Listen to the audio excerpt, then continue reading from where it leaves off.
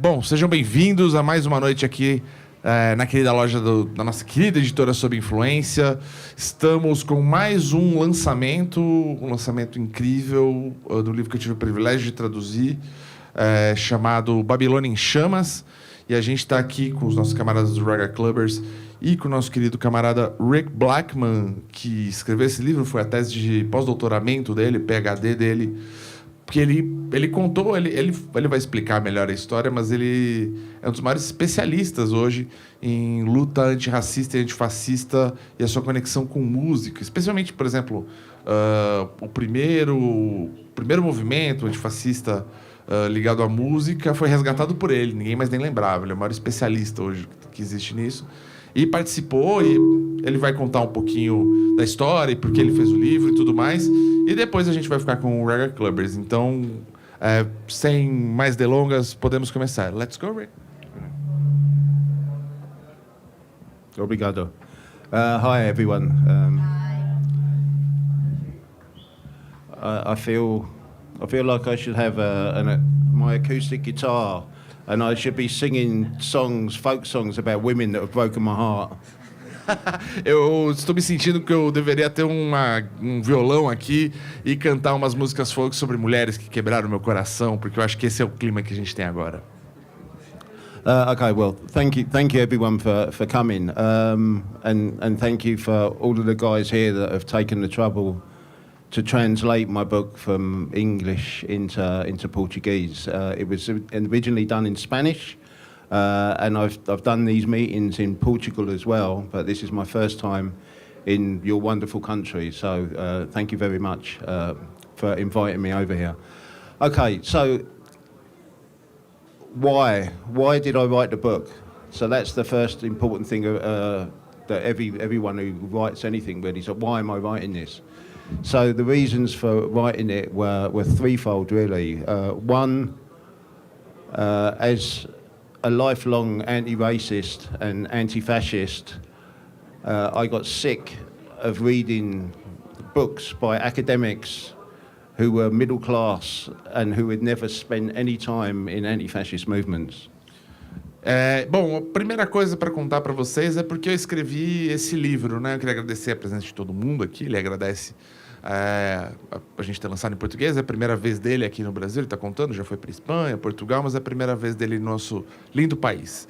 E ele queria começar contando os motivos que o levaram a escrever o Babilônia em Chamas. E o primeiro motivo é que sempre tem muito acadêmico escrevendo sobre antifascismo, antirracismo, mas normalmente são acadêmicos que não participaram da luta, né? Como ele, que está lá desde o começo, já ajudou a organizar muita coisa, então ele viveu também, e ele achava que essa perspectiva ia se perder só se fosse só um acadêmico falando e não uma pessoa que tem o popular lugar de fala que a gente fala aqui no Brasil, né?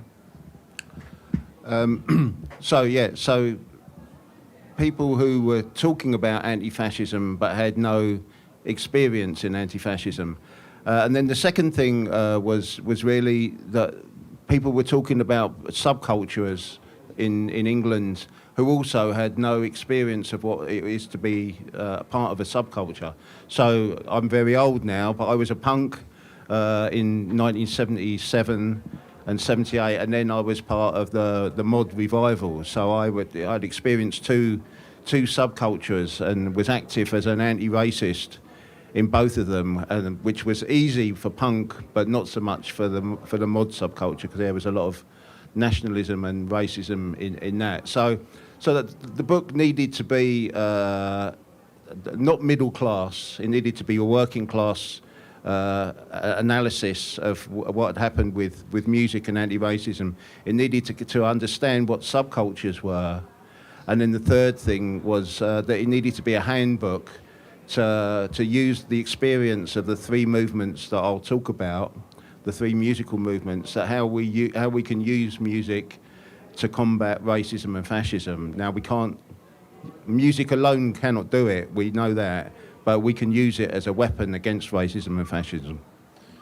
O segundo motivo que levou ele a escrever o livro também é que muita gente fala sobre subculturas, né? O punk, o skinhead, o rude boy, o Ted Boy, os mods, etc., mas não tem a vivência também cultural de ter pertencido a uma subcultura. Ele falou, já sou tiozinho agora, mas eu fui um jovem punk. Ele foi punk dos anos 70, ele participou do Mod Revival e durante esses movimentos ele também combateu o fascismo. Ele falou, era mais fácil no punk. No mod você tinha que lidar com muito nacionalista, que tem a ver com uma cultura skinhead e tudo mais, e com racismo, tinha que se posicionar contra isso. E ele acha importante que esse livro tenha um ponto de vista, essa história seja contada do ponto de vista da classe trabalhadora e não da classe média, né? O Rick vem da classe trabalhadora e ele faz questão de mostrar como tem essas diferenças de classe na Inglaterra. E o terceiro ponto que levou a fazer esse livro é ele poder funcionar como um manual para quem quiser replicar essa ideia de usar a música em outros lugares para combater o racismo e o fascismo, ter dicas, assim, o que aconteceu, como a gente fez essas coisas, como a gente resolveu isso, como a gente resolveu aquilo. Tem 3 movimentos, né, para ele contar como um todo, e ele acha que isso pode ajudar a gente a combater o racismo em geral ao redor do mundo. Ele fala, olha, a música não vai combater o racismo, não dá para combater o racismo só com música, não é só isso que vai resolver, mas é uma arma muito importante, a gente não pode deixar de usar ela. So I found the quote I was looking for.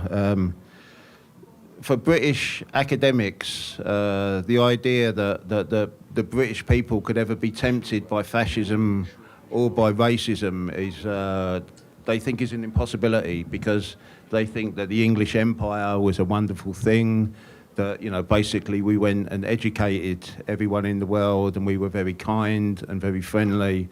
And this was the quote that really sort of made me decide that something had to be written to counteract to this.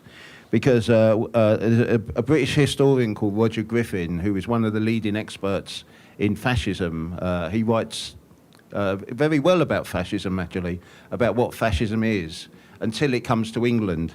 And this is what he said about the English and fascism. The British are in bed with humanism and tolerance, and are complacent, indifferent, and non-political, and do not like to make a fuss. So if you want to just... Okay. What's the name of the... Roger Griffin. Exactly. Roger Griffin. Então, uma coisa que levou ele também a escrever o livro, que ele acha importante, que ele quer responder, é essa passagem do Roger Griffin, que é um pesquisador estadunidense sobre o fascismo, e que ele nunca tinha ido para a Inglaterra, né? E quando ele chega na Inglaterra para estudar o fascismo, ele fala que os britânicos eles têm, né, em si um certo humanismo e uma tolerância, eles se dizem, né, cheios de humanismo e tolerância, e que são completamente complacentes, indiferentes e apolíticos. E não gostam de fazer muito problema, né? Eles gostam de ficar quietinhos, gostam de ser quietinhos. So anyone that knows anything about world history knows that if you want to identify in the world in 2026 where shit is fucked up, you can guarantee that the British were there at some point. Ele fala que ao longo do século XX, o século XIX, se você quiser saber na história do mundo, assim, onde deu problema, onde deu treta, se uma merda aconteceu, com certeza um britânico estava envolvido. O Império Britânico é culpado de muitos problemas da humanidade. Even the 64 coup. Mesmo no caso aqui no Brasil, no golpe de 1964, que também teve apoio da inteligência britânica. Okay, so that's the background. That's the reasons why the book was written. So the good stuff, really. So in 1958, there were large-scale riots in London against the newly arrived black community of Afro-Caribbeans from all over the Caribbean. A large amount had settled in Brixton in South London, and a large amount of men and women had settled in Notting Hill in West London. And over the period of about 5 or 6 days, just unbelievable scenes of violence from white racists against the black community happened. It had been building up over a period of time, but these the riots when they happened were very. It's amazing no one was killed, but they went on for 4 or 5 days, and at the end of it, the the British media and the British establishment blamed the black people for causing it by not integrating well enough. Bom, o livro começa contando a história do que aconteceu em 1958. A partir da segunda metade dos anos 50, a migração de origem afro-caribenha, especialmente, começa a se fortalecer na Inglaterra. Tem a chamada Windrush Generation, né? A geração que vem com esse barco Windrush e depois vai trazer mais e mais gente. E essa galera acaba ficando, né? Indo morar em Notting Hill, que na época era uma quebrada lá em Londres. Hoje é um bairro super caro, gentrificado. Mas na época era uma quebrada lá em Londres. E aí, em 1958, acontece o que eles chamam de Race Riot, né? Que eles chamam de distúrbios de raça, onde um monte de branco racista vai atacar essa comunidade negra. Elas duram 4, 5, 6 dias. Ele fala, graças a Deus ninguém morreu, ninguém sabe como, isso não aconteceu, foi muito violento. E a imprensa britânica, no final, tentou ficar culpando os próprios negros pelo que aconteceu, pelos brancos tentarem matar eles. So, the media and the political establishment just washed their hands of it and said that the problem is with black people, not with white racism. So nothing was done about it, except that on the last day of the violence, the first people to make a noise about it and to make a political statement against it were musicians. So what they did was, and this is the newspaper that they wrote it to, there on the right-hand side, they wrote a letter to. This was the biggest-selling music newspaper in Britain at the time, and they wrote a letter to the Melody Makers saying that they were against the violence, that black and white people are the same, that we should get together, that there should be no, etc., etc. There was an anti-racist statement, whereas no politician, no community leader, no one at all outside of the black community had said anything about it. So the first people to make a political statement against the violence were musicians. E no final desses riots, né, enquanto eles estavam acontecendo, estando toda a sociedade britânica, ninguém saiu em defesa das comunidades negras. A única galera que saiu, as primeiras pessoas, antes de todos os políticos, enquanto os políticos estavam todos quietos, tirando os políticos negros, né, mas ainda era muito incipiente, líderes comunitários negros ainda era muito pouco organizado na época. Quem foi falar a favor da integração entre brancos e negros na sociedade racista britânica foram os músicos, que foram no jornal, que ele está aqui com esse exemplar do Melody Maker de 58, era o jornal mais vendido na Inglaterra na época, e eles publicaram uma carta falando que isso está tudo errado, enquanto o governo e a própria mídia estavam culpando as pessoas negras pelo que estava acontecendo com elas, os músicos falaram, não é assim que funciona, a gente não pode brigar, é um absurdo isso, e a gente tem que melhorar as relações raciais na Inglaterra. E foram os músicos que começaram. So what they did was, it wasn't just a statement, there needed to be some real action rather than just making grand statements about being anti-racist. So Britain at that time had a colour bar, so if you were black, you couldn't go into a pub or into a bar, you couldn't go into a restaurant, you couldn't go to a dance hall. There's stories, unbelievable stories. So a lot of the black guys, when they first came over to England, were on their own. They weren't married, or their girlfriends or wives had been left behind. But when they did get the opportunity to dance with a white woman, they thought that this was a great country because the women would put their arms around them and put their hands on their behinds, right? So these guys were thinking this was a good thing, but it later found out that these white women were doing that because they were trying to see where their tails were. What Tails. Oh, shit. Ok. Quando essas pessoas migrantes negras chegavam na Inglaterra, eles chegaram muitas vezes sem esposa, sem namoradas, chegavam sozinhos para começar a construir e depois traziam o resto da família, né? Traz namorada, traz esposa. Então a primeira geração foi muito de homens. E esses caras, eles iam dançar, né? Estavam todos solteiros, estavam sem ninguém, iam dançar com as mulheres brancas. E eles achavam muito legal que as mulheres brancas abraçavam eles, botavam a mão na bunda deles e tal. E aí eles foram descobrir que, na verdade, elas estavam procurando se eles tinham um rabo atrás da bunda deles.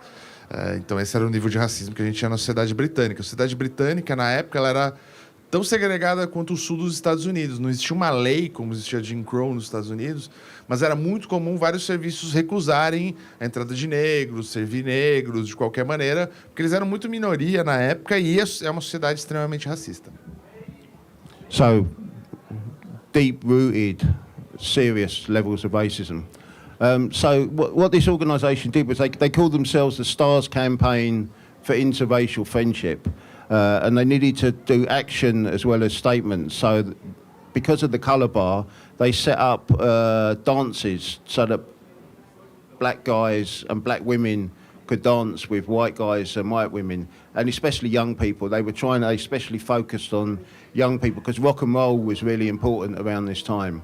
So in all the places they set these dances up were under constant threat of being firebombed and attacked by racists, but they carried on doing it. And then in Soho, they also did stuff for adults as well, where there was alcohol and dancing as well. So that it was a systematic thing across the west of London to try and make integrated dances happen. And the Musicians Union at the time was really leading the campaign against segregation and also against apartheid in South Africa. So there was, and the other things they did was they did interracial dinners for people so that people could sit next to each other and eat and listen to music as well. So it was a campaign of just getting people together in the same places, really, which up until this point simply didn't happen. And music was the most important thing. Perfect. Então, essa galera que publicou essa carta, né, no jornal, eles montaram uma campanha que chamava Stars Alliance for Interracial Friendship, que é a aliança das estrelas, né, das estrelas da TV, do cinema e da música pela amizade interracial. Eles promoviam uma série de shows, especialmente shows para jovens mesmo, sem álcool e tal, matinês mesmo. Chegaram a sofrer ataques com coquetel molotov em eventos deles e tudo mais. Depois chegaram a fazer rolês para adultos, porque eles faziam isso integrado, né? Para protestar contra a barreira de raça, né? A barreira de cor, que eles chamam, entre pessoas negras e brancas, e faziam tudo isso integrado. Então, era para pessoas negras e brancas estarem no mesmo lugar. E isso acontecia desde os jovens, adolescentes, até as pessoas mais adultas, né? Os jovens, os homens e as mulheres, das diferentes raças, inclusive, porque a gente também tinha o caso de muitos sul-asiáticos, né? Indianos, paquistaneses, bangladeshes, também, que estavam também migrando para a Inglaterra e também estavam sofrendo preconceito. Então, toda essa galera se misturava nesses rolês. E a música era o rolê principal que juntava todo mundo junto. A música sempre garantiu que todo mundo estivesse na mesma festa. And just to conclude on this part, most of these people that took part in it, no one really knows about anymore because it's nearly 70 years ago. So they've been forgotten. But they were the biggest celebrities, music and film. Laurence Olivier is probably the actor you may have heard about, great Shakespearean actor. He was the chairperson of it. Frank Sinatra, he was involved in it, even though he was obviously American. But he wrote statements against racism, against it. So these were the biggest names in British film, television and music at the time. And they were the ones that were organising these interracial dances against the racists. Ele fala que apesar da gente... Esse movimento foi esquecido por muito tempo. A gente sabe dele. Eu também descobri só lendo o livro do Rick. Foi um movimento que foi esquecido, apesar de, na época, contar com algumas das maiores estrelas que tinham. Então, Laurence Olivier, que é Laurence Olivier, que é um grande ator shakespeariano, fez muitos filmes, era um dos presidentes da associação. Frank Sinatra, mesmo sendo americano, ele escreveu vários textos falando contra a segregação racial, falando pela integração racial, falando a favor contra o racismo de todo jeito. E isso foi totalmente esquecido, e quem foi descobrir e cavucar essa história, e realmente era uma história que falava com muitas pessoas muito importantes e tudo mais, foi o Rick. Okay, so there's not enough time to go into all the detail. So They can read the book. Yeah, you can read the book. So what happens after that is the violence dies down. It doesn't go completely, but black Afro-Caribbeans become gradually more accepted inside British society. During the 1960s, it's a period, as we know, with a bigger left-leaning, a more liberal approach to things than the 1950s were, and that was the case too in Britain. But the fascists don't go away. They go underground, and they're organising and they're regrouping like they do everywhere because they are a cancer. And they wait until they can reappear again. So that's what they were doing in the 1960s. And they don't really reappear until the early 1970s, which brings us on to the next part of the book. E aí, bom, esse movimento, na época, né, o fascista em questão, que a gente estava falando aqui, né, que eles estavam combatendo, era o Oswald Mosley, que era cara, o Hitler britânico, basicamente, assim, é um cara que fugiu da Inglaterra e foi para tentar se alistar nas tropas alemãs, assim, é uma loucura esse maluco. E ele, depois da Segunda Guerra Mundial, estava tentando voltar e eles acabam expulsando essa turma toda, né, todo esse rolê. Mas, como ele disse, o fascismo é tipo um câncer, cara, ele tá sempre esperando voltar. Ele tá, durante os anos 60, a coisa dá uma melhorada, a sociedade britânica aumenta a integração com os afro-caribenhos, com os sul-asiáticos, né, a gente... Hoje, por exemplo, a Inglaterra considera comida, né, indiana, chá, que é indiano, considera parte da culinária deles, né? Mas isso não era assim, isso foi uma coisa que aconteceu. Mas nos anos 60 melhora. E aí a gente chega na segunda parte do livro, que é os anos 70, que é quando o câncer voltou. O câncer é maligno e talvez ele esteja em metástase. Não sabemos. Como foi o câncer na segunda vez, Rick? How is the second time the cancer was around? Yes. So, the fascist groups start standing in elections and they're becoming very successful and they're coming third in elections and they're becoming an established political force. And of course the left are organising against them and black and Asian communities as well. But what gives them a massive impetus in 1976 is at a gig in Birmingham in the centre of the UK. Eric Clapton, the guitarist, makes a series of statements during a gig. I mean, he's been on and he's been drinking as well. But you know, I know lots of people that have done cocaine and drink, and they don't come out with racism. But this is an unbelievable. It goes on in between each song.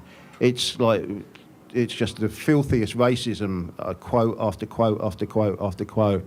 And that is a catalyst for both the right wing to seize on it, because it legitimises the racism, but it's also a catalyst for our side to say we need to organise against it. Então, a esquerda já estava começando a se organizar contra o racismo que tinha na época, mas tem um acontecimento muito importante, né, que vai mudar tudo mesmo. Em 1976, it was 76 or 77? Em 1976, o Eric Clapton, o famoso Eric Clapton, ladrão de música negra, ele... The man who made his life out of black music. Exactly, that I was talking about. O Eric Clapton, ele encheu o cu de cocaína e cachaça e tava fazendo um show e a galera ficou muito em choque porque ele tava muito doidão e ele, no intervalo de cada música, ele vinha e falava um racismo mais pior, assim, mais assustador. Todo mundo ficou, tipo, louco. E aí, os dois lados se moveram em relação a isso. A extrema-direita falou, tá vendo? A gente tá certo, tá legitimizando o que a gente tá falando, tá legitimando, a gente pode falar isso aí, porque é o que o Eric Clapton tá falando. E a extrema-esquerda foi criar o rock contra o racismo. Falou, não, isso não pode continuar acontecendo. So, in a remarkable coincidence,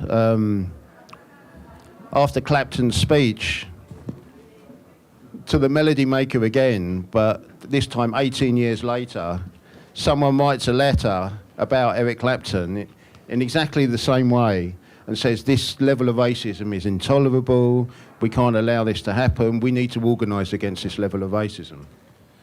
E na Melody Maker, a mesma revista que a Stars Alliance começou 18 anos antes, de repente, de novo, assim como Stars Alliance, eles publicam uma carta, o movimento publica uma carta, o movimento que está se lançando, chamado vamos chegar juntos, Rock contra o Racismo, falando que é intolerável, é impossível, é um absurdo completo a gente querer achar que o Eric Clapton pode falar uma coisa dessa e ficar sem nenhuma resposta.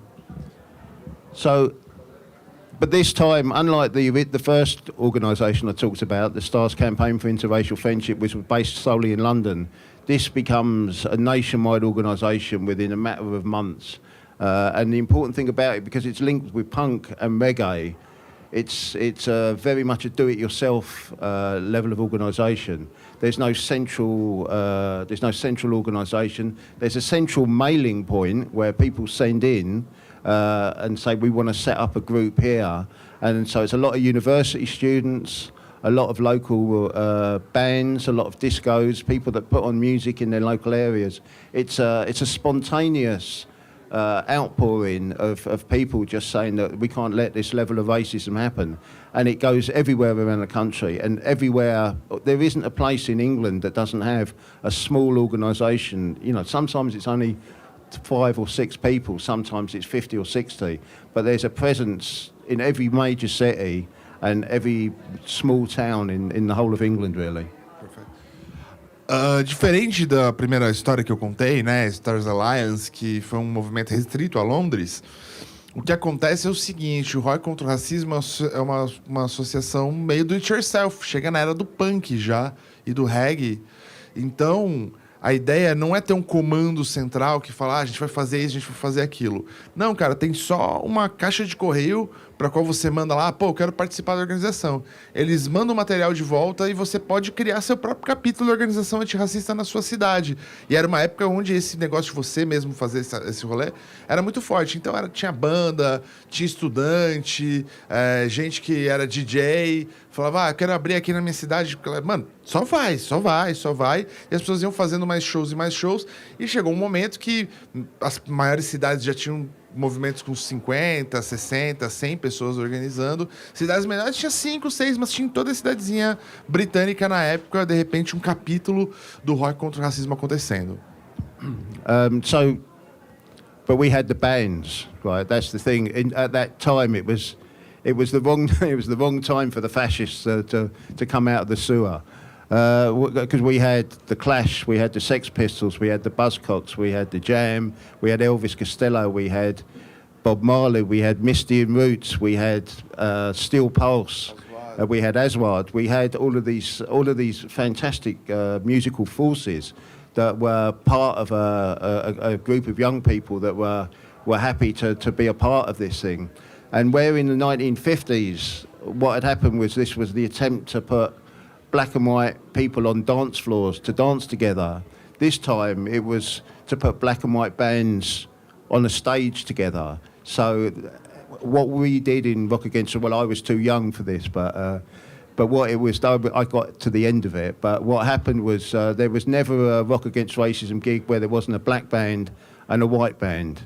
That was the rule that had to happen, because it had to be a united front of musicians, and even an Asian punk band, which was unheard of at the time. So there was always an attempt to make the racial unity of the music actually be in practice on stage. A diferença que os fascistas não tinham é a arte, né? Então a gente tinha um monte de banda legal. A gente tinha o Sex Pistols, a gente tinha o Clash, a gente tinha o Buzzcocks, a gente tinha o Jam, a gente tinha o Missing Roots, a gente tinha o Aswad, a gente tinha o Steel Pulse, a gente tinha artistas do reggae e do punk a fim de tocar e de ajudar a gente a divulgar essa mensagem. E a gente teve até banda de punk de sul asiático, né, de indiano e tal, porque era uma coisa que nem se falava sobre na época, e de repente no Rock contra o Racismo apareceu. E a ideia era sempre assim, todo show, toda festa assim, que é rock contra o racismo, vai ter uma banda de branco, mas vai ter uma banda de negro também. Tipo, era importantíssimo. Do mesmo jeito que esse movimento nos anos 50, o Stars Alliance, era para juntar as crianças brancas e negras, a molecada branca e negra, para se juntar na pista de dança, lá a ideia era juntar nos palcos. Os artistas brancos e negros também dividirem o mesmo tipo de palco, o mesmo tipo de som, e aí acabar dividindo o público também. And so the important thing was always obviously the music, but it was on a big scale and on a small scale as well. So we had 100,000 people at the Carnival in 1978, where the Clash headlined, and Misty and Steel Pulse played, and Tom Robinson and other groups. There was another carnival in Brixton where there was 100,000 people, in Leeds, in Edinburgh, in Glasgow. So tens of thousands of people going to big gigs. But the other important thing was there were always small gigs as well, local community centres, local youth clubs. So there was a presence there that wherever the fascists organised, we didn't stay away from there. We would go to where then we would hold an event now to say that you can't fucking do what you're doing here, right? You will be opposed. So we went to where the racists were. We didn't ignore those areas. Bom, eles fizeram eventos gigantescos com mais de 100 mil pessoas, por exemplo, em Birmingham, em Londres, né? O clássico concerto do Clash que tem no filme Rude Boy. É um show para 100 mil pessoas que eles chamam de carnavais, né? Carnivals. São esses festivais que a galera falava um pouco de política e depois ia em espaços abertos gigantes, mas também era muito importante os pequenos showzinhos, as pequenas coisas, os pequenos noites de discoteca que tinham no interiorzinho, assim. E onde tivesse fascista, os fascistas estão se organizando, a gente não fugia, a gente ia lá, tem fascista na cidade, então a gente vai fazer um rock contra o racismo aqui também. E isso faz muita diferença na hora de combater eles. And the attempt to get black musicians and white musicians on stages together in different bands finally reaches its logical conclusion, and a beautiful conclusion, with the Specials in 1981, a black and a white band. So not a black band and a white band, but a band. The band is black and white, and they get to number one with Ghost Town in 1981, the year that Rock Against Racism stops because the fascist threat had receded. E aí, essa fita de você botar uma banda de negros e uma banda de brancos junto chegou ao seu auge com os Specials, né? Os Specials eram uma banda de negros e brancos todas juntas. Você não tinha mais que ter uma banda de negro e uma banda de brancos. Você tinha uma banda que tinha negros e brancos na mesma banda, que é uma coisa meio rara para a história britânica. Eu acho que talvez esse fosse a primeira banda totalmente racialmente integrada. E os Specials, o primeiro lugar deles, né? A primeira vez que eles chegam ao primeiro lugar das paradas é com Ghost Town, em 1981, né? Ghost Town, aquele som, que é o mesmo ano também que o rock contra o racismo meio que para, porque ali os fascistas já tinham perdido, né? Eles estavam tentando voltar eleitoralmente, eles estavam botando as asinhas de fora para além das organizações da violência e tal, querendo ver se eles eram eleitos, conseguiam os cargos, e eles perdem aquela eleição para Margaret Thatcher, mas é o que acontece. Eles tomam um cacete assim nas urnas e aí eles somem. Aí, bom, agora a nossa missão está cumprida nesse momento, na próxima a gente volta. Right, okay, and now in 5 minutes to try and talk about the last organisation. So in 1981, the fascist threat goes again, and the fascists go back into the sewer again for 10 or 15 years, but then they reappear again in 2002. So this time, music has changed, and the digital revolution has meant that it's not just rock and reggae. There are a million different genres now competing for space musically. So Rock Against Racism didn't fit anymore because it wasn't rock or it wasn't reggae. It was much more than that. So we changed the name and moved it to Love Music, Hate Racism. So whereas the carnivals in 1978 had one stage and had different bands on, at the 30th anniversary carnival in 2008, there were two stages and I think 8 or 9 tents. So there was jungle, house, soul, jazz funk, folk, a comedy tent, and a stage with rock bands and a stage with reggae bands. So there was every type of music that was there. Então, nos anos 2000, a gente é obrigado a voltar porque o fascismo volta. O fascismo volta na forma do BNP, British National Party, na Inglaterra. And like, the fascism hadn't receded since then, right? From the early 2000s? Oh, o fascismo desceu e subiu lá. I think it's an accent there now. Tá subindo? Yeah. Ele tá falando que o fascismo tá subindo na Inglaterra. Mas eles continuaram combatendo, né? Então eles voltam e eles falam que cara, chamar só de rock contra o racismo é um pouco limitante, porque o reggae ainda tem uma relação com o rock, mas agora já é época da música digital, já é época do grime, já é época do jungle, já é época de vários outros tipos musicais, então a gente criou um outro nome para a organização, como que se fala hoje em dia, que se chama Love Music Hates Racism, Ame a música, odeio racismo. Então ele fala, em 1978 a gente fez um festival que tinha um palco e as bandas ficaram se revezando lá. No Festival de 30 anos, em 2008, eles precisaram de 2 palcos, 8 tendas. Uma para comédia, uma para house, uma para o jungle, porque já é um rolê musical muito mais forte.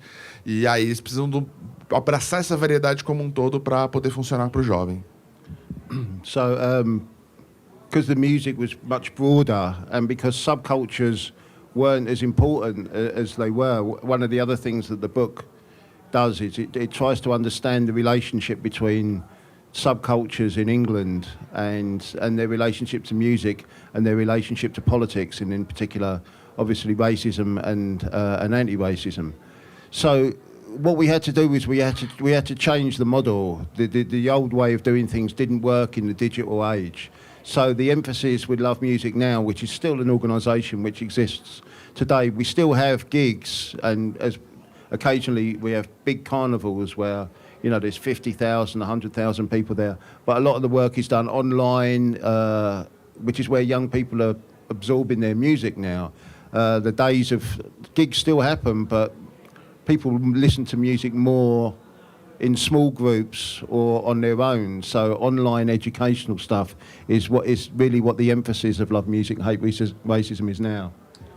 Uma coisa importante para o rolê de música e antifascismo é a ideia de que, bom, a gente não consegue mudar tudo, mas uma coisa que é muito importante é a gente afastar o jovem da ameaça fascista. Aproveitar e falar, ó, jovem, você gosta desse tipo de música? Ouça o artista que você gosta, olha o que ele está falando aqui. Está falando que não é legal. Então a gente ainda faz shows, o Love Music Hates Racism ainda faz show, ainda tem carnavais, né, com 50, 100 mil pessoas, mas a maior parte da educação que eles fazem hoje em dia, a maior parte da comunicação que eles fazem para o jovem hoje em dia é uma comunicação antirracista online, é tentar atingir o jovem ali no consumo pessoal de música dele mesmo, tipo, ele vai botar um bagulho no Spotify e vai ter uma mensagem lá também, e é o trabalho que eles têm feito e tem funcionado mais hoje em dia. And this fits very much in with what is happening next with these guys. It's like the grime collectives in London were very important in bridging that gap between young black and white working class kids and politics and in fighting fascism. So the grime collectives in particular, Roll Deep and Scepter, were very important in pushing forward the argument that young people should not dismiss politics because, as we all know, there is a tendency for people to become very disillusioned with politics and politicians because basically they lie and invariably they sell us out. That's the general conclusion people have, and I think the grime collectives in London were an important bridge for getting young people back into engaging in politics and saying, well, this is not about political parties, this is about survival, and this is about stopping racists having the confidence to be able to walk around the streets violently attacking people. E coletivos como o próprio Raga Clubbers, que também existem fora do Brasil, como, por exemplo, ele citou o Roll Deep, que é um coletivo muito importante de grime, são muito importantes para criar essa ponte entre o jovem e a política de esquerda, porque é muito fácil o jovem ficar desiludido, né, com a questão da política, porque, cara, político, os caras vão mentir pra gente, vão chegar lá, vão fazer uma coisa pros ricos. É sempre difícil, sempre uma treta, e o jovem acaba ficando, né, meio desacorçoado, não querendo entrar nesse rolê de política. Então, um bom jeito de você fazer isso acontecer é através desse rolê coletivo. E ele fala que é importante porque ali o jovem consegue entender que a luta política não é uma luta para eleger um político, é uma luta de sobrevivência, é uma luta contra o racismo, né? Para as pessoas continuarem vivas e os racistas não ficarem andando na rua achando que estão de boa, que pode ser racista assim, que é suave, atacando as pessoas violentamente. Eles têm que voltar para o esgoto de onde eles vieram. So, in conclusion, I don't think there was never any illusions in England that music on its own would be enough to stop fascism. And there was never any illusions that music would be enough to stop racism either. But for us, and I was active in Rock Against Racism, so now for too long, for 40 odd years. But for us, the idea has always been that you have fascists there, oh actually on the right, you have fascists there. And you have racists here. And the idea is to stop people who have got some basic racist ideas, to stop those people there from getting over there. And we put a wall in the way of them, and using music and culture as a way to sort of challenge their ideas, because, you know, we're bombarded with racist ideas wherever we go and wherever we are in the world. So it was to stop radicalised young kids becoming radicalised by the right, and to say, look, you know, how can you listen to music? How can you dance and be a racist at the same time? Because the right have got no culture, man. The right have got no music, right? They are a desert of talent and culture. Their music is shit. Their art is shit. Right? They have nothing, right? And we, on the left, we have it all, right? From black and Asian communities all around the world. The change comes from us, and the music comes from us. So that's the really most important thing about it, is we knew that it wasn't, music on its own wasn't enough, but it was enough to start. And it always needs something else. So we, in conjunction with the music stuff, we set up street organisations to confront fascists in the street and to stop them marching. Not easy anywhere in the world. But, I mean, we've been successful up until now. It's very problematic in England at the moment. But so for us, music is the first and most important thing in putting that barrier there. But it has to be wedded with an active anti-fascist, anti-racist political organisation as well. Bom, para concluir, ele diz que a música não é o único caminho, mas é um caminho muito importante. Porque a ideia é, o jovem, ele tá se o jovem já está sendo um pouco racista, é melhor parar logo aí, senão ele vai virar um fascista. Você tem que segurar enquanto ele está começando né? Tem que pegar o bicho pequeno ali, senão depois não segura. Então, a ideia é pegar esse jovem já no começo e falar, pô, cara, você ouve música, você dança, mano, você ouve som, como é que você é racista? Não faz sentido. Você ouve a música é feita pelas pessoas contra a qual você é racista, né? Você tá maluco, velho, é muita contradição. E, cara, pro bem e pro mal, é o seguinte, mano, o fascismo, a extrema-direita, eles não fazem arte, mano, eles não têm som. A música deles é uma merda, a arte deles é uma merda. A arte tá toda no nosso campo. A arte é um bagulho, é uma primazia da esquerda, e a gente tem que usar isso a nosso favor.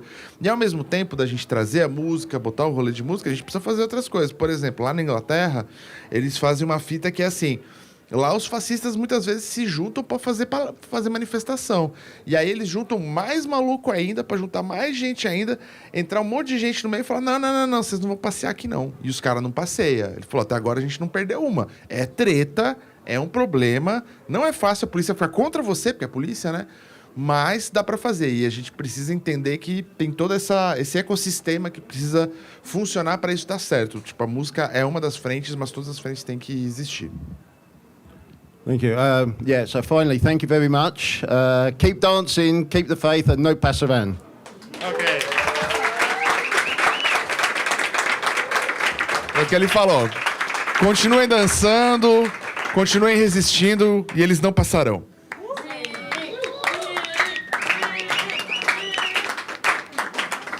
Bom, pra gente encerrar aqui, quem quiser fazer alguma pergunta, eu tô aqui para traduzir, se quiser fazer em inglês, pode levantar, doutor, fala aí.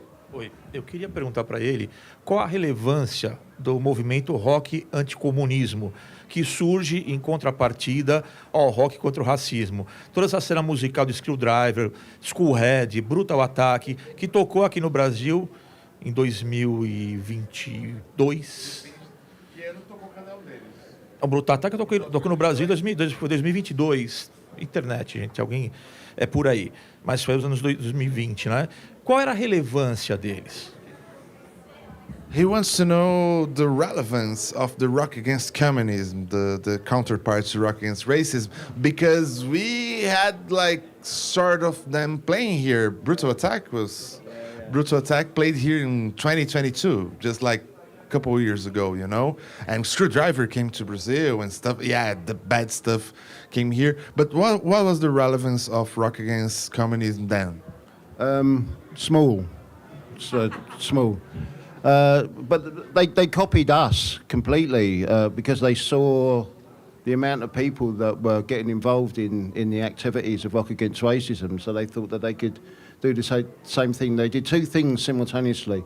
They entered football matches and were selling their newspapers to football fans outside of grounds every week at football games. And the second thing was Rock Against Communism. Quite aptly, I think that the label that they put their music out was called White Noise, which was pretty much what it was. But they were preaching to small groups of their own fans, and they had to keep their locations secret because every time that they tried to organise a gig, we would counter demonstrate, or we would call the local authorities. And this is worth saying. It's one of the important things that we did was if fascists said that they were going to be doing a gig or meet somewhere, we would go to all of the bars and pubs and restaurants and say that the fascists are coming here. And if you sell beer to these people, or if you sell food to these people, we will organise a boycott against your pub, and we will organise a boycott. So there was an extra campaign before and after these things to stop them. So every time they tried to meet, they'd not be able to buy alcohol, which is very important for fascists, because they have no courage. But they would be demonstrated against. So to answer your question, the influence was very small. They were preaching to the converted of a few thousand people in the country. Never any major success. O rock contra o comunismo era muito pequeno na Inglaterra na época. Eles criaram em resposta ao rock contra o racismo.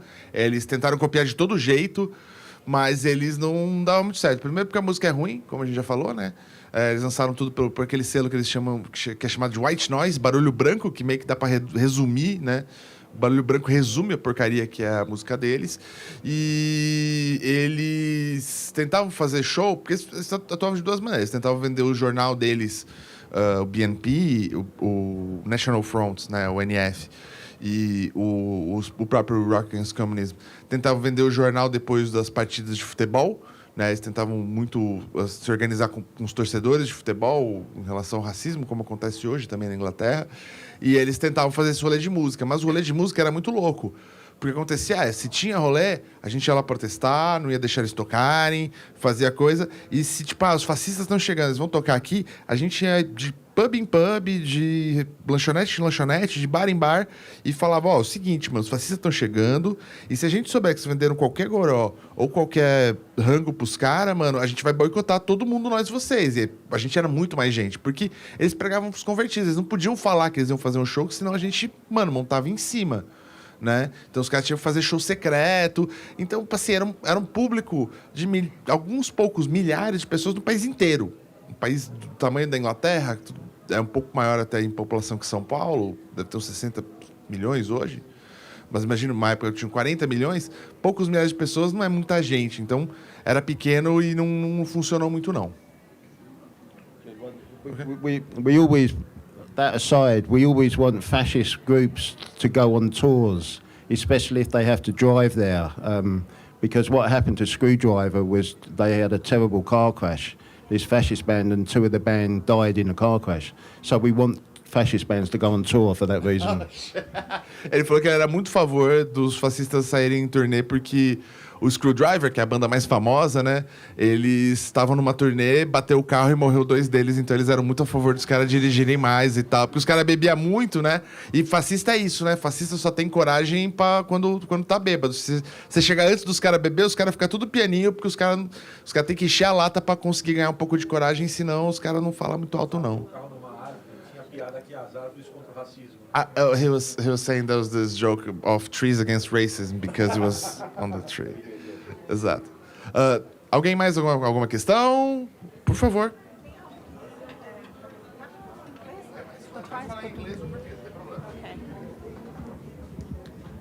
Hi. Hola. There's something that's been on my mind since last night. You mentioned collectives, and I was wondering how organized these collectives are and how impactful, and if they collaborate among different collectives. How does it work currently?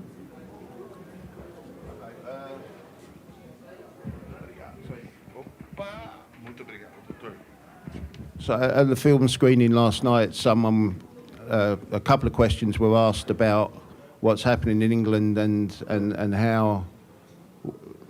What do you have any optimism for the future? And my reply was what the sister there said, that it's in collective action between people and community groups organising with each other.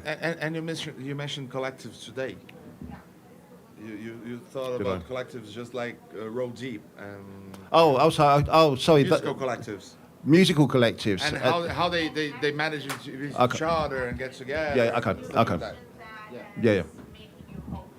Yeah. Exactly. Wondering how organized they are. Yeah. For the grime communities, because of the inherent competition between the different grime crews, it can be problematic.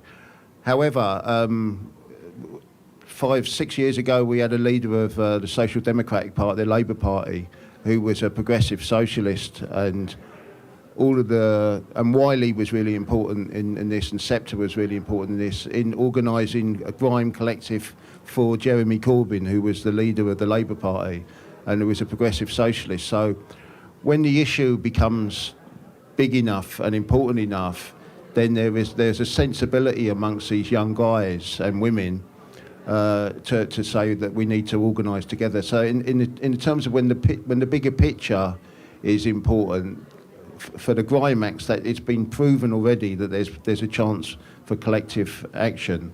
Perfect. Okay, that was great. Então, a nossa querida amiga perguntou que ele falou dos coletivos, né? Os coletivos de grime que se organizam, como é que funciona. Ela estava perguntando como funciona. Explica um pouquinho melhor. E ele falou uma coisa que é o seguinte: não é assim tão fácil, porque no grime os coletivos estão um contra o outro, né? Uma disputa de rima, uma disputa de melhor rolê. Tem uma batalha, tem uma guerrinha ali. Então, esses caras não se falam assim tão fácil. Mas quando a causa é muito grande... Então, por exemplo, cito um exemplo agora que o Wiley, né, um dos grandes nomes do grime, ele conseguiu, alguns anos atrás, antes da pandemia, juntar vários coletivos de grime todos juntos para apoiar a campanha do Jeremy Corbyn, que foi um líder socialista que quase foi primeiro-ministro britânico. E aí você consegue. Quando a causa é maior do que as brigas internas, você consegue. Mas tem que ter isso, assim, tem que fazer as pessoas entenderem. E aí você precisa de lideranças que nem o Wiley, sabe? Tipo, lideranças que tenham... Que é uma coisa, às vezes, complexa aqui no Brasil, que a galera que assume papel de liderança não quer ter toda essa responsabilidade. Com grandes poderes vem grandes responsabilidades, já diria o Homem-Aranha. E a galera aqui no Brasil não quer assumir certas responsabilidades. Tipo, mano, vamos juntar essa galera aqui, tá? Porque cada um tem seu castelo, cada um com a sua função, aquela fita. Mas quando você tem lideranças que nem o Wiley, você um cara que é, tipo... um dos maiores grimers de todos os tempos, tanto produtor quanto rimador, etc. O cara é um dos principais inventores e criadores do gênero. E ele fala, pô, vamos chegar junto todo mundo, aí funciona. Então, isso é uma parte importante de lembrar.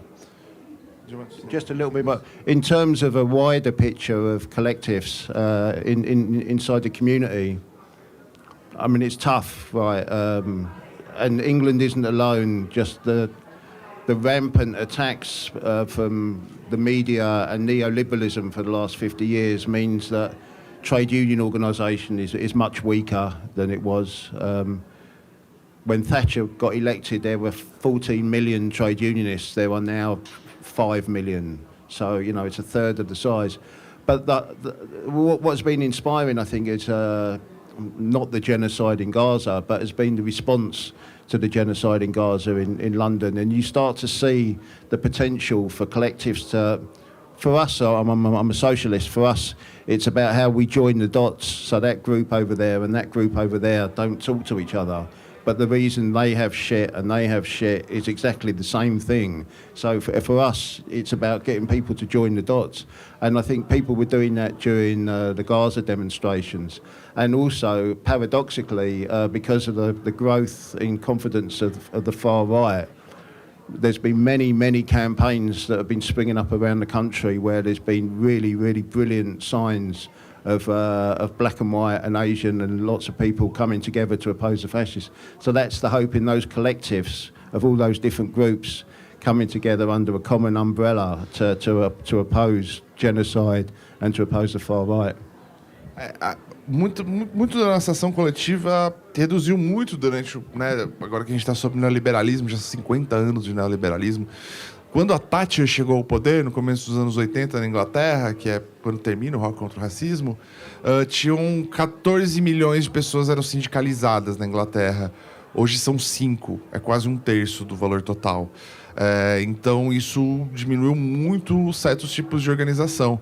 Mas a gente vê, ele fala, eu vejo uma esperança, não no massacre, não no genocídio que a gente vê em Gaza, mas a resposta que a gente está vendo ao genocídio em Gaza, que está juntando milhões de pessoas nas ruas de um jeito que nunca tinha juntado na Inglaterra. E muita gente que tem problema, né, na esquerda, não falo com fulano, não falo com ciclano, todo mundo está se juntando para protestar contra isso e também para protestar porque a extrema-direita está tão à vontade lá, a gente vê, né, os riots que os caras têm feito, um bagulho completamente assustador, assim. Eu fico completamente... I find it crazy, your newest race riots, Tommy Robinson style, you know? Elon Musk stuff, né? Ele tá falando que o dinheiro do Elon Musk tá lá pra tentar ver se essa galera da extrema-direita aparece mais. Mas aí a galera da esquerda tá se unindo porque fala, mano, se a gente não se unir, a gente vai tomar pau. Então isso tem sido muito importante, dar esperança pra ele de ver que a galera tá passando por cima das diferenças pra se unir numa frente antifascista, de certa forma mesmo. Eu tenho uma questão aqui, eu queria... Por favor, pois não.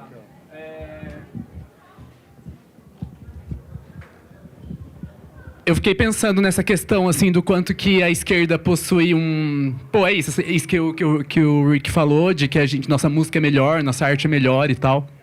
E eu concordo plenamente. Porém, eu queria fazer uma pergunta pro Rick, eu queria que você me ajudasse a formular também. Eu não sei, eu acho que hoje no Brasil a gente vive uma questão muito complexa, e só dá pra falar aqui no Brasil, que eu acho que a nossa juventude da periferia, a nossa classe trabalhadora, ela está passando por problemas muito piores ali do que questão estética, do que questão de bom gosto, assim. O fascismo, a extrema-direita no Brasil, ela tem oferecido promessa de melhora de segurança pública, tem oferecido promessa de melhora financeira, tem sugerido ali amparo espiritual ali, né, através das igrejas, através de coach, de guru na internet e tal. Então, para além dessa questão estética, né, porque é isso, assim, às vezes eu acho que é isso, assim, nossa estética é melhor, nosso bom gosto é melhor e tal, mas é isso, eu acho que, tipo, acaba sendo, o fascismo, ele acaba ganhando um certo apoio ali, porque eu acho que ele tá olhando para uma coisa que realmente as pessoas têm mais preocupação, assim, do que realmente, assim, tipo, putz, a música é feita por IA ou não, sabe? Tipo, putz, a pessoa tá se vestindo bem ou não, putz, a melodia tá boa ou não, sabe? Então eu queria perguntar pro Rick se na época dele eles refletiam talvez sobre isso, assim. E se ele tem alguma resposta, assim, talvez sobre, tipo, tanto sobre o agora quanto sobre naquela época. It's not that difficult, but the main thing is that here in Brazil, the aesthetic question is not that much a bigger question for us. It's not so much important for the working class, the fact that we have the best aesthetic, because the far right are promising, like, we have a lot of problems with urban crime in Brazil, and they are like trying to deliver a lot of stuff like, let's kill these thieves and stuff. and people had a lot of anxiety, especially working class people also. Have a lot of anxiety about urban crime. You have a lot of support on neo-Pentecostal evangelical churches in Brazil. We have like a lot of new evangelical churches going out in the outskirts, going through the working class and capturing a lot of working class. And he was asking, like, how can we combat this? And if you see any parallels what happened in the 70s with you, and any parallels happening nowadays in England, and if you can see besides the static question of how the left should respond it. Thank you. I think the shit is the same, right? It starts from the same basis, right? We live in a racist, sexist, homophobic society where workers are exploited and the rich get richer, right? That's anywhere you go in the world, that is the same. Now, culturally, each country has a slightly different way that it deals with controlling the working class. And in some cases, they use racism massively, and in some cases, they use it very subtly. So it's different. And how you deal with the things, with the results of people having nothing, of working class people and the poor having nothing, differs in each society. But the results really are always the same, because in England at the moment, you don't stop hearing about migration. It's immigration. It never stops. It's 24 hours a day, 7 days a week, with boats coming over from France. You know, these people risking their lives to come to England. They're like 0.5% of the population, right? They're irrelevant, but everybody is talking about it because the media fuel it. So for us, it's a question, because they're saying it's crime, and they're saying that all of these men are coming over rape English women, right? And it's not true.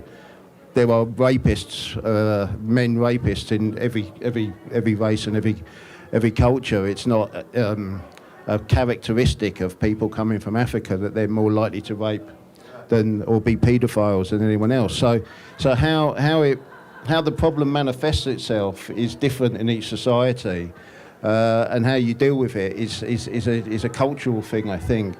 But for me, to answer your question, I'd say that really the only way, the parallels that you say that the problem comes from the same root cause, is because the rich hold their wealth, and there was no services for us, and every decision that they make is to make themselves richer and us poorer. And until we identify and other people identify that is the problem, then we're just going to go round and round in circles, and the same stuff will happen time and time again. So to me, and I'm not being flippant, but to me the problem is capitalism, because capitalism creates all the shit that we live in.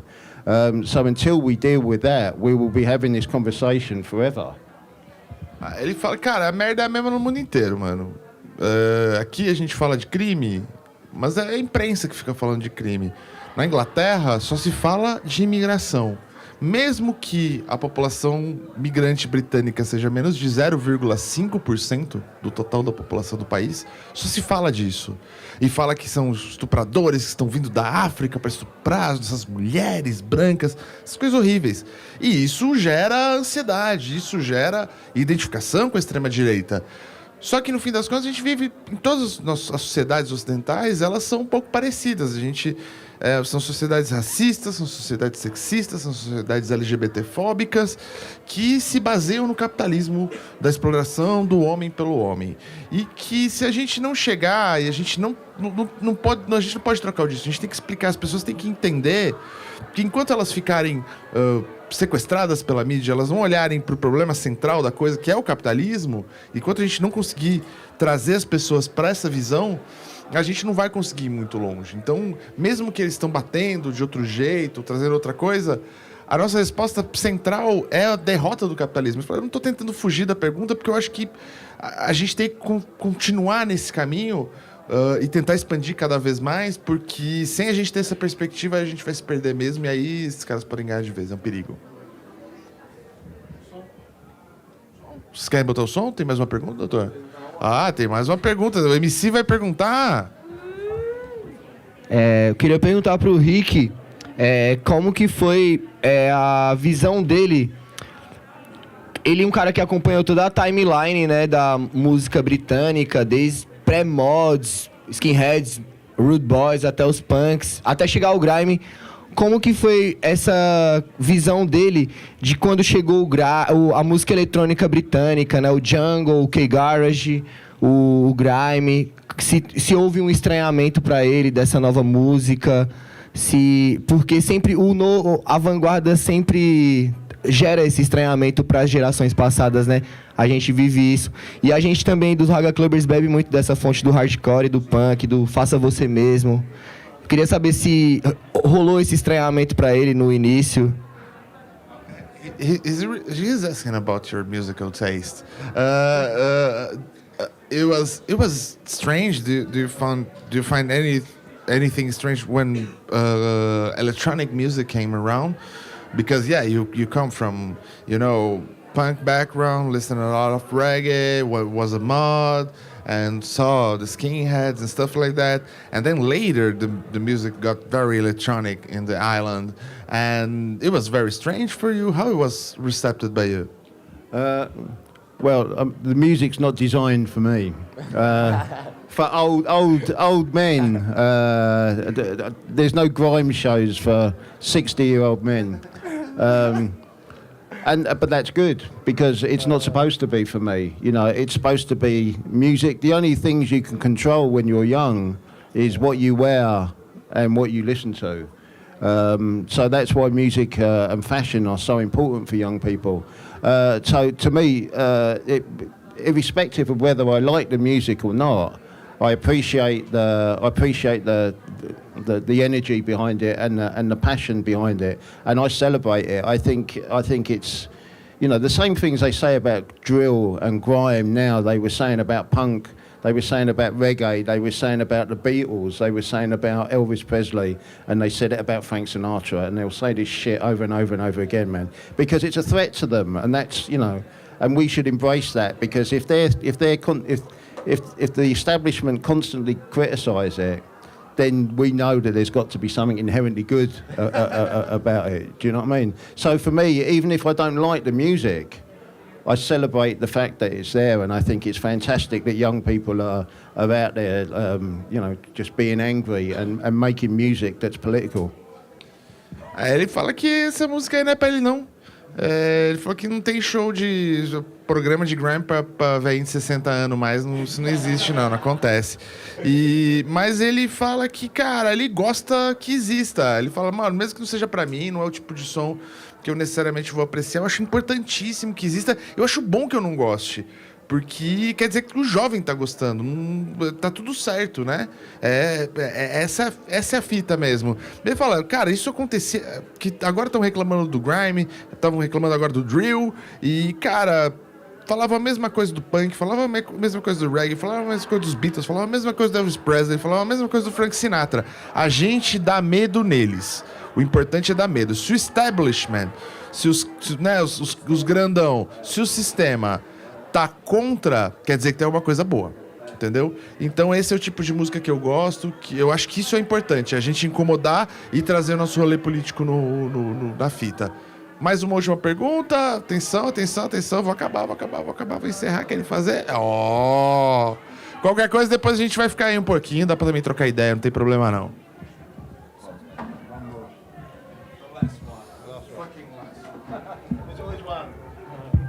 Tô meio ansioso, mas é isso. Eu queria fazer uma pergunta mais voltada assim pro grime. Eu sou uma pessoa que escuta muito grime, assim. Inclusive eu tava ouvindo hoje. E eu queria perguntar pro Rick como que o grime ele foi consumido na época que ele apareceu, que seria dos anos 2000 pra frente. Porque, assim como você falou, a luta do grime ela é meio interna, assim, tipo, é MC contra MC, grupo contra grupo, mas também, na verdade, eu acho que a luta do grime contra o racismo não deve ter aparecido para a sociedade, porque, tipo, eu escuto todo dia e vejo rimas, tipo, por exemplo, do Skepta, do Wiley, que eles falam assim, tipo, O Skepta, ele tem uma música no álbum dele, Konnichiwa, que é Corn on the Curb, que ele fala, tipo, eu não sou punk, mas eu sou negro. Então, tipo assim, é sobre esse contraste, sabe? Eu acho que a luta deles não foi muito vista como deveria ter sido. Eu queria saber como que foi pro Rick ver esse movimento surgir, enfim.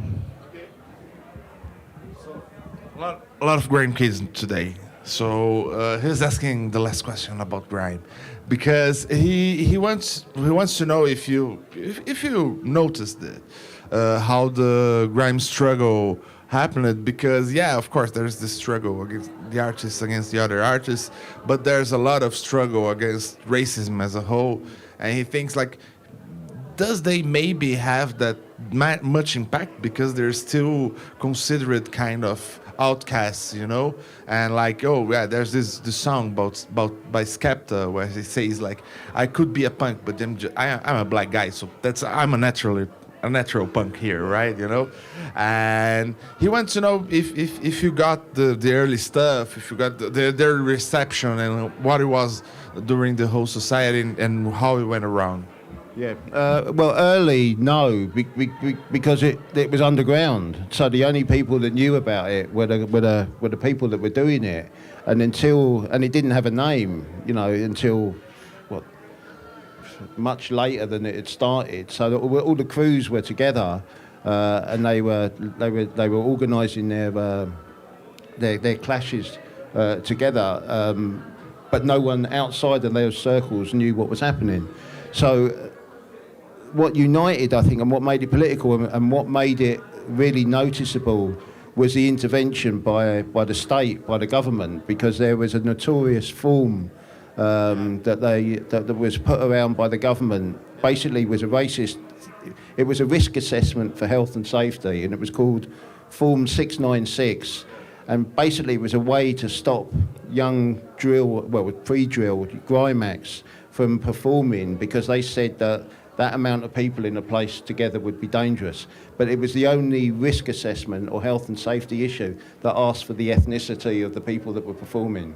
So it was a purely racist policy that was trying to stop young black, Asian kids and white kids as well meeting together.